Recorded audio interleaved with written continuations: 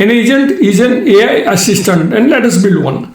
The most simplest agent takes a user request and produces an output. For example, if you type in a question such as, what's the difference between a data warehouse and a data lakehouse? The agent is going to produce a response which will give you the difference between the two technologies.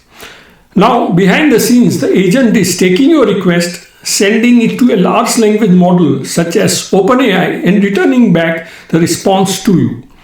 Let us now see the Python code on how to build this agent. You need to import a library called as OpenAI. You have to define a function which will accept a system prompt and a query. The system prompt defines the behavior of the agent and the query is the user question. In order to send the request to the large language model, you can use the function called as check completion create. Now this function takes two parameters. The first is the model, which is the large language model, and here I am passing GPT-4o mini. The second argument is the messages, where you will pass the system prompt in the query.